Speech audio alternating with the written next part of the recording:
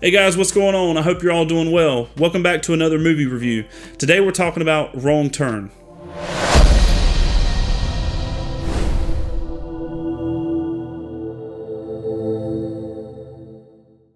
The 2021 version of Wrong Turn is a reboot of the Wrong Turn series that started in 2003 with its first release. So if you haven't seen the 2003 version, basically how that goes is a group of friends, they get in a wreck with another guy that they don't know on a road in the middle of nowhere. And so now they're all stranded in the woods together. They're then all attacked by a group of hillbilly mutant cannibals who just so happen to live in the same woods that they're stranded in. Now, that version of Wrong Turn, honestly, I think is a classic. It's got a good setting, it's got likable characters, it's got some pretty decent kills, and overall, it's just fun to watch. Now, fast forward to 2021, and let's look at the reboot. Really, guys, I don't have much to say about Wrong Turn 2021. Not much that's good, anyway. Also, because this movie just came out, I'm going to avoid any spoilers for the ones who haven't seen it and actually do want to watch it. So with that being said, this is going to be a pretty quick review, so let's get right into it. So the setting in this film is still in the woods, and it still involves a group of friends, but those are really the only two things that this film has in common with the original. Now, that's not necessarily a bad thing.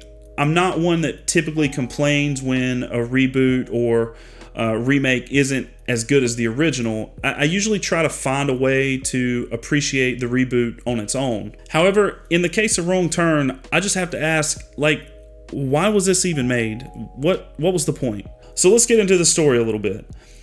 The movie opens up with Matthew Modine's character Scott looking for his daughter Jen, who is in Virginia. We're then introduced to Jen and her group of friends who are on their way to hike the North Appalachian Trail. At this point, I was immediately hit with one of the biggest problems of the movie. That's the characters. Almost everyone in Jen's group of friends is unlikable. It's not that they were necessarily bad people, except for Adam. He's pretty shitty. I really hated that guy. But as a group, as a whole, they were just all really annoying. I pretty much instantly didn't care if they all got killed or made it out alive. It just didn't matter. And that doesn't work for a horror movie, or really any movie.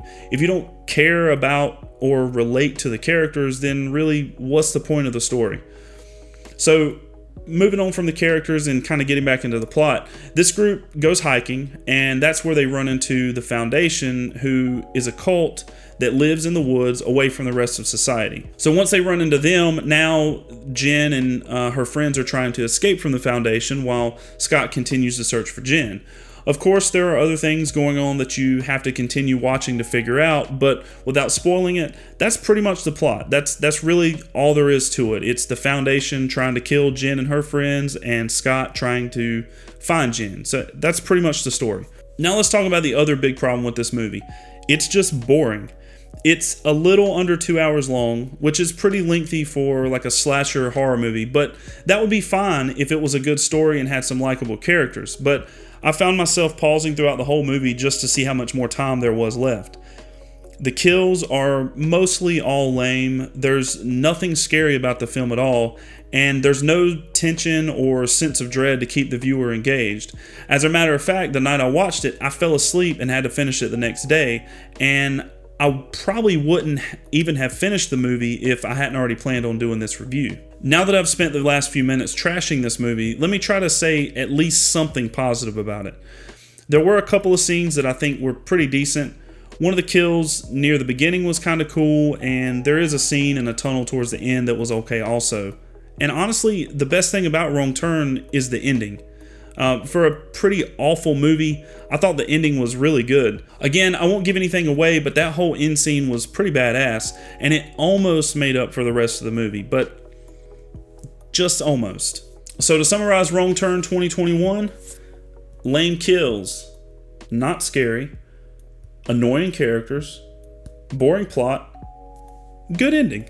With all that being said, I'm going to give Wrong Turn a 4 out of 10, and that's being pretty generous just for the ending.